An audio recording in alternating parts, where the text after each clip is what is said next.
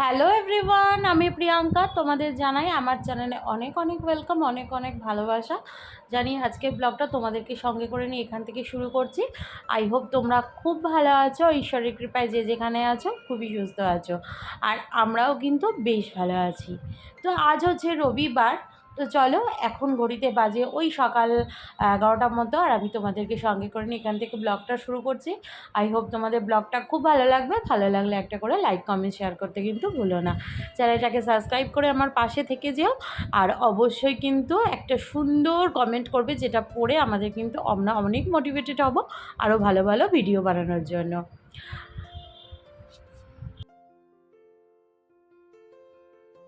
কমেন্টের কথা বলাতে একটা কথা মনে আসলো।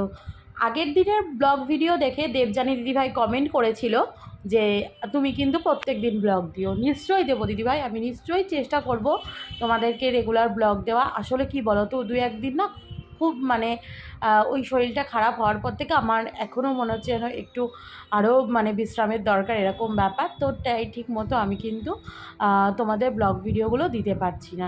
আমি অবশ্যই চেষ্টা করব তোমাদেরকে রোজ রোজ ভিডিও দেওয়া, যাতে তোমরা খুবই এন্টারটেনমেন্ট হও। আজ তোমাদের সাথে আমি শেয়ার করব বেসিক্যালি আমি আমার সানডে রুটিনটা। সানডে আজকে সকাল তো ওই যে তোমাদেরকে বললাম মোটামুটি 11টার মতো এখন বাজে, আর আমি আগে ঘুম থেকে উঠেই ঠিক করে নিয়েছি আজকে স্নান টান করে পুজোটা সেরে নেবো। কী বলো তো, পুজোটা যদি সেরে নিই না, সারাদিনের নামে একটা নিশ্চিন্তে থাকা যায়, জানো তো।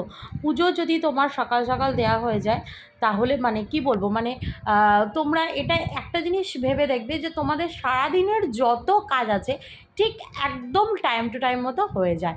আর সকাল সকাল যদি পুজোটা দিয়ে দাও না, তাহলে একদম নিশ্চিন্ত, জানো তো। নয়তো ওই সারাদিন মনে মনে ভাবতে হবে, আরে কখন পুজো দেবো, কখন ঠাকুরকে খেতে দেবো। আসলে কি বলো তো, আমাদের বাঙালিরা আমরা যারা গৃহবধূরা আছি, সত্যি কথা বলতে কি, ভগবানকে না খাইয়ে বা স্বামী সন্তানকে না খাইয়ে নিজেও কিছু কিন্তু অন্ন মুখে দিতে পারি না। তো তার জন্যই কিন্তু আমি সেটাই করলাম, সকাল সকাল উঠে আগে ভগবানকে পুজোটা দিয়ে নিয়ে তারপরে কিন্তু ঘর সংসার তো সামলাবো। সেটা তো সারাদিনের কাজ, সেগুলো তো পড়ে রয়েছে। তবে আগে ভগবানের সেবা, তারপরে কিন্তু সব কিছু। আমি আপাতত এখন গরমকালে সেটাই চেষ্টা করছি সব সময়, যে সকাল সকাল আগে ঘুম থেকে উঠে ঠাকুর পুজোটা দিয়ে নেবো। কী বলতো, শীতকালে একটু বেলা হলেও অসুবিধা হয় না, সারাদিন সকালবেলা স্নান করে নিলেও জামা কাপড় ছেড়ে পরে ঠাকুর দেওয়া যায়। কিন্তু কী বলতো, গরমকালে সেটা হয় না। দু এক সময় হয়তো ইচ্ছা করলো না, কাজের চাপে ভালো লাগলো না। তো চলো, ঠাকুর তো দেয়া হয়ে গেছে। এখন নিচে এসে কিছু বাসন মেজে নিয়েছি, আর মেয়েকেও ডেকে দিয়েছি, মেয়ে গেছে ওপরে স্নান করতে। ও আবার দেখবে এসে কিন্তু ওর ঠাকুরকে দেবে। ওর ঠাকুর আমাদের ঠাকুর আলাদা, সেটা কখনোই না। সেটা কেন বলছি তোমাদেরকে আমি একটু পরে অবশ্যই জানাচ্ছি। আমার বাসন মাজাটা একদম অপশনাল থাকে, জানো তো। যদি আগের দিন রাত্রেবেলা ভালো না লাগে নিতান্তই, তাহলে কিন্তু আমি বাসনটা মেজে রাখি না, পরের দিন ওই সকালবেলা বাসন মাজি। তবে রান্নাঘরে প্রচণ্ড গরম, তোমরা হয়তো আলো দেখে বুঝতে পারছো যে রান্নাঘর থেকে প্রচণ্ড আলো ঠিকরে আসছে ওই জানলার কাছ থেকে। তার জন্য পিছনে একটা ফ্যান চালিয়ে নিয়েছি, একটু জল ভরে নিলাম। এটা আমার সারাদিনের জল, যেটা আমি ফ্ল্যাক্সে ভরে নিয়েছি। এদিকে একটু চাও বসিয়ে দিয়েছি, একটু চাও খাবো। আর এদিকে কিন্তু আমি সমস্ত কাজকর্মগুলো আস্তে আস্তে শুরু করব। তো মেয়ে এসে গেছে, এখন মেয়ে স্নান করাবে হচ্ছে ওর গোপালকে। ওর গোপালকেও কীভাবে স্নান করায় দেখো। তোমরা হয়তো বলবে যে গোপালকে নিয়ে ছেলে খেলা, গোপালকে নিয়ে এরকম রান্নাঘর থেকে বাসন নিয়ে, যেগুলো হয়তো এঁঠো বাসন, সেগুলো নিয়ে হয়তো আমার মেয়ে স্নান করাচ্ছে। ও কিন্তু এটা দেখো প্রত্যেক দিন করে। দেখো, গোপালকে এইটা হচ্ছে আমার শোকেসের সাজানো গোপাল ছিল। তো আমার মেয়ে না কী হতো, ছোটোবেলায় খুব ভয় পেত। তো আমি না মেয়েকে বলতাম, দেখ ওই যে শোকেসে রয়েছে গোপাল দাদা, ওই গোপাল দাদা কিন্তু তোকে সব সময় প্রোটেকশান করবে, জানিস তো। তাতে তোর কোনো অসুবিধা হবে না, তোর কোনো ভয় নেই, তুই ভয় কোনো দিনও মনের মধ্যে কিন্তু ভয় পাবি না। তোকে গোপাল দাদা সব সময়, ওই জন্যই তো গোপাল দাদাকে শোকেসে বসিয়ে রেখেছি, তোর দিকে মুখ করে, যাতে তোকে সব সময় দেখে, তোকে সব সময় কিন্তু প্রোটেকশান নেয়। তো মেয়েকে যেহেতু আজকে শ্যাম্পু করিয়ে দিয়েছি একটু, তো তার জন্য চুলটাকে একটু হালকা করে শুকিয়ে দিচ্ছি, কারণ একটু হালকা জল ছিল, আর এখন যদি জল বসে তাহলে কিন্তু আবার ঠান্ডা লেগে যেতে পারে। ওই জন্য একটু ড্রায়ার দিয়ে ড্রাই করিয়ে নিচ্ছি। এরপরে মেয়ে ঠাকুর দেবে, যেটা বলছিলাম তোমাদেরকে, ও কিন্তু এটাই প্রত্যেক দিন করে। ও মনে করে যে ও যেটাতে অভ্যস্ত, মানে ও যেগুলো রোজ নিজে ইউজ করছে, ও সেগুলোও কিন্তু একদম ওর গোপালকে, মানে ওর গোপাল দাদাকে ও কিন্তু সেগুলো দিয়েই পুজো করবে, সেগুলো দিয়েই ইউজ করবে। ওর ভক্তিটা কিন্তু একদমই অন্যরকম। আমার মনে হয় এটা হয়তো, মানে আমার সঙ্গে অনেকে একমত হবে কি না আমি জানি না, তবে এটাও খেলার ছলে যদিও করে থাকে, তাহলেও আমি বলবো যে আমার মেয়ে কিন্তু একদম, মানে ওর ওর এই ভক্তিটাতে কোনো খাদ নেই, অন্তত সেটা আমরা বুঝি। হ্যাঁ, ও হয়তো ওর খাওয়া বাসন, মানে ও হয়তো যে বাড়িটায় খায় সে বাড়িটাতেও দেয়। ও যদি, মানে আমি দেখেছি স্বয়ং রামকৃষ্ণদেব নিজের এঁঠোনা মাকে খাওয়াতে, স্বয়ং বামা খ্যাপাও কিন্তু তাই করেছে। তো আমার মনে হয় সেক্ষেত্রে ভগবানের সাথে আমাদের মিলনটা কিন্তু একদম টোটালটাই মনে।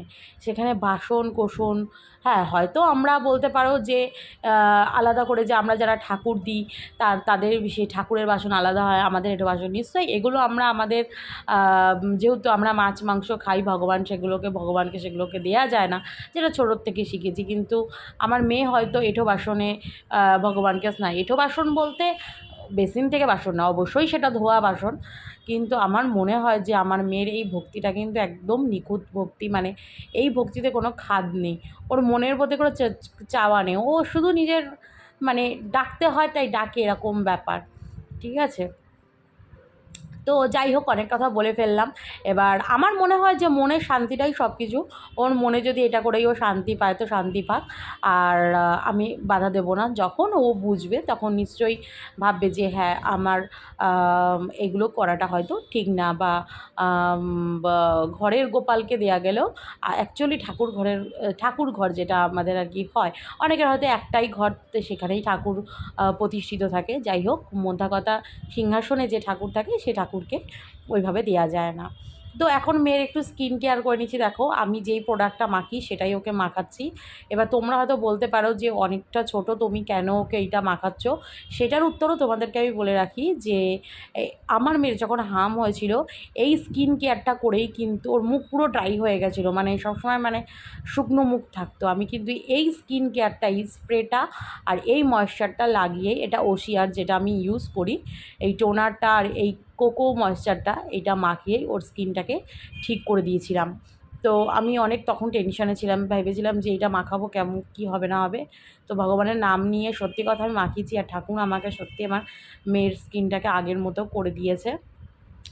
আর গরম হোক, শীতকাল হোক, বর্ষাকালে হোক, যখন স্কিন কেয়ারটা ভীষণ প্রয়োজন সেটা সবার ক্ষেত্রে, তো ওকেও সেটা আমি এখন মাখিয়ে দিচ্ছি। এরপরে কিন্তু আমি নিজেও একটু স্কিন কেয়ার করে নেব।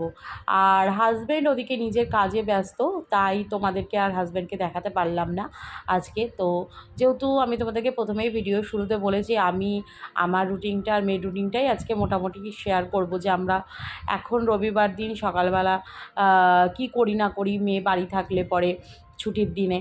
আর যেহেতু ওর আজকে বিকেলে ক্লাস আছে, তো বিকেলবেলা যখন যাবে সারাদিন মোটামুটি বাড়িতেই থাকবে আজকে, ওই আমার কাছেই পড়বে টড়বে। কারণ ওর আবার যেহেতু মানে তোমার এখন কি হয়েছে বলো তো, মাঝে মধ্যে না ওদের স্কুলে পরীক্ষা নিচ্ছে, ছোটোখাটো 10, 20, 15 যখন যেরকম পাচ্ছে ম্যামরা পরীক্ষা নিচ্ছে। তো সেই অনুযায়ী ওকে এখন রোজ আমাকে প্রিপারেশন করাতে হচ্ছে সেইভাবেই। তো এখন দেখো, আমিও কিন্তু স্কিন কেয়ার করে নিচ্ছি সেমভাবে। তবে আমি কিন্তু সকালবেলা ঘুম থেকে উঠে যেহেতু স্নানটা করে নিয়েছি, একদিকে সুবিধা, নয়তো যদি স্নান না করতাম আমাকে সেমভাবে স্কিন কেয়ার করতে হতো। আর আমি কিন্তু এখন মাখবো হচ্ছে তোমার সানস্ক্রিন।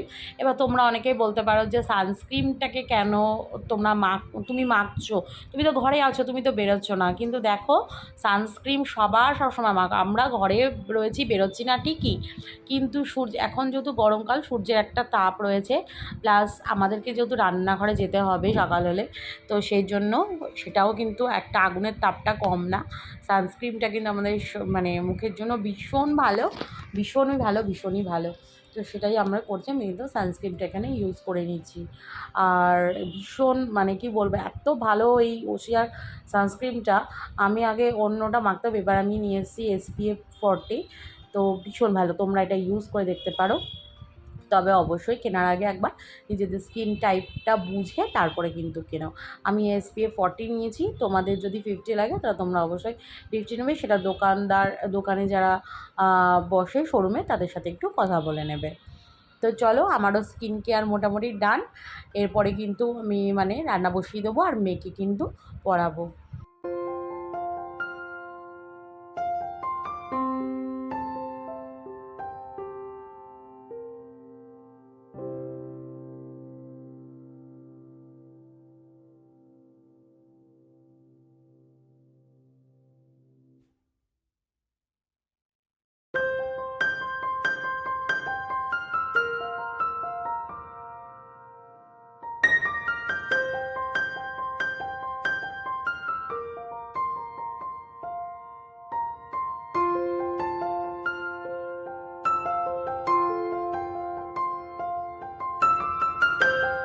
রান্না করতে করতে আমি তোমার কাঁচাগুলোকে আজকে বসিয়ে দিয়েছিলাম।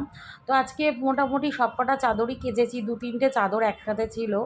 তো ভাবলাম 2-3টে চাদর যখন কাচবো তো তার সঙ্গে আরও একটা চাদর দিয়ে দিই। তো বিছনার মানে বিছনায় যে চাদরটা পাতা ছিল সেটাও আমি তুলে দিয়ে দিয়েছি। আর যেহেতু মানে একটা চাদর আমাকে শোকাতেই হবে, তা না হলে আমার অসুবিধা, আমি নাহলে চাদর পাতবো কি।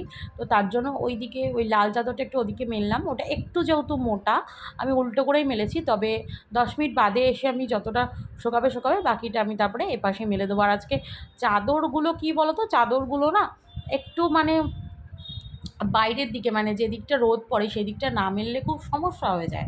মানে এই পাশের দড়িটা আমাদের একটু ছোট, আর এই পাশের দড়িতে আমি তেমন কিছু মেলতে চাই না, কারণ ধরো এই যে নাইটি বা মেয়ের ছোটোখাটো জামাগুলো এদিকে মেলি, ওই কারণে কিন্তু আমি চাদরটাকেও ওই পাশে মেলে দিলাম।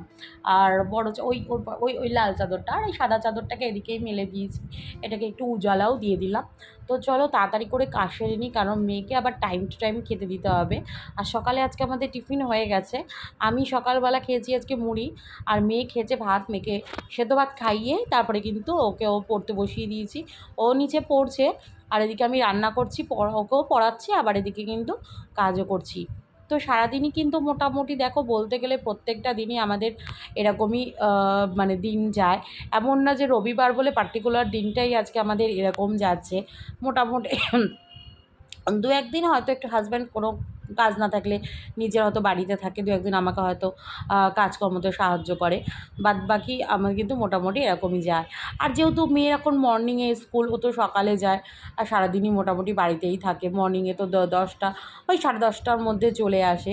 হ্যাঁ, এবার কি অন্য দিন রুটিনগুলো হয়তো কিছুটা আলাদা হয়, বাকি মোটামুটি নয়তো আমাদের রুটিনগুলো একই থাকে। আর এখন গরমকাল যেহেতু, এখন তো মানে বাইরে বেরোনোর কোনো ব্যাপারই নেই। মানে আমি ভীষণ রোদটাকে অ্যাভয়েড করে চলি, বিশ্বাস করো। আমার সব ভালো লাগে, তো আমার না রোদ একদম ভালো লাগে না। আমার একদম রোদ পছন্দ। আমার মানে রোদে বেরোলে, আমি 5টা মিনিট যদি বাইরে থাকি রোদে বেরোলে, সেখানে আমার মাথা যন্ত্রণা মানে ছিঁড়ে পড়ে। এবার হ্যাঁ, বলতে পারো যে কোনোদিনও কি প্রয়োজনে বেরোবে না? নিশ্চয়ই প্রয়োজন থাকলে তো তখন বেরোতেই হবে, সেটা যত কড়াই রোদই হোক না কেন। তো কি তখন তো আর কিছু করা যাবে না, না? তো কাজ করতে করতে দেখো, তোমাদের সাথে কথা বলতে বলতে মোটামুটি আমার এদিকে সমস্ত কাজ কমপ্লিট। ঘর সংসারে যা যা কাজ থাকে একটা মানুষের, টোটালি মোটামুটি সবই কমপ্লিট হয়ে গেছে। এখন একটু গ্যাস ট্যাসগুলো পুছে নিচ্ছি, আর আজকে খাওয়া দাওয়া করে নেবো আগে, কারণ খিদে পেয়ে গেছে। সকালবেলা যেহেতু আমিও মুড়ি খেয়েছি আর মেয়েও খুব একটা যে সকালবেলা অনেকটা ভাত খেয়েছে তা নয়, কারণ মেয়ে অল্প একটুখানি সেদ্ধ ভাত করেছিলাম তো ওর জন্য প্রেশারে, ও সেটাই খেয়ে নিয়েছিল আলু সেদ্ধ দিয়ে। তো ওরও খিদে পেয়ে গেছে, আর ওকে একটু টাইম টু টাইমই খেতে দেবো, কারণ ওর যেদিন জিমনাস্টিক ক্লাস থাকে সেদিনকে মিনিমাম 3 ঘন্টা আগে আমার ওকে খাইয়ে দিতে হয়, নয়তো খাবারটা যদি হজম না হয় তাহলে মাঠে গেলে ওরই কষ্ট হবে, বমি হয়ে যাবে। তো সেজন্যই কিন্তু একদম টাইম টু টাইম মোটামুটি প্রত্যেক দিন ওই 2-1 দিন বাদে, হয়তো সোমবার, বৃহস্পতিবার বা শুক্রবার, শুক্রবার ডান্স ক্লাস থাকে, তবে সেটা অনেকটা দেরিতে। তখন হয়তো খাওয়া দাওয়া ধরো 1 ঘন্টা আধা ঘন্টা একটু পিছিয়ে হলো কি, মানে হয়তো আবার অনেক সময় একটু আগিয়ে হয়ে যায়, যখন যেরকম তখন সেরকম। এবার রুটিনটা কী বলো তো, প্রত্যেক দিনের যে রুটিনটা থাকে না, সেটা একটু 2-1 দিন একটু ওলটপালট হতেই থাকে। মানে প্রত্যেক দিন যে একই রকম হবে সেটা কখনোই নয়। আবার যেমন ধরো দিনকে স্কুল ছুটি থাকে সেদিনকে হয়তো একটু বেলা করে উঠলাম, সবই সমস্ত কাজ বেলায় হলো। তো চলো, মোটামুটি তোমাদের সাথে গল্প করতে করতে আমার সমস্ত কাজই দেখো হয়ে গেছে।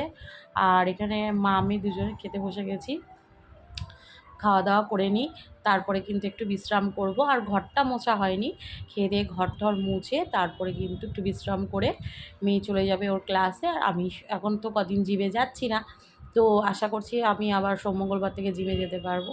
তো দেখো তোমাদেরকে মাছের সাইজ দেখাচ্ছে আমার মেয়ে। যাই হোক, তো বন্ধুরা, আজকের ভিডিওটা মানে মোটামুটি ধরো আর আমি বেশি কন্টিনিউ করব না। আর তোমরা কেমন ধরনের ব্লগ দেখতে চাও সেটাও অবশ্যই জানিও। আর আমি চেষ্টা করব তোমাদের মনের মতো করে ব্লগগুলো দেওয়ার। তো মেয়ে এখন এখানে টিভি দেখছে দেখো, আর এখানে আমি এখন ঘরটা মুছে স্নানটা করতে যাব। তো চলো, আজ ভিডিওটা এই পর্যন্তই। আবার দেখা হবে একটা সুন্দর নতুন ব্লগে। ততক্ষণ যেন টাটা।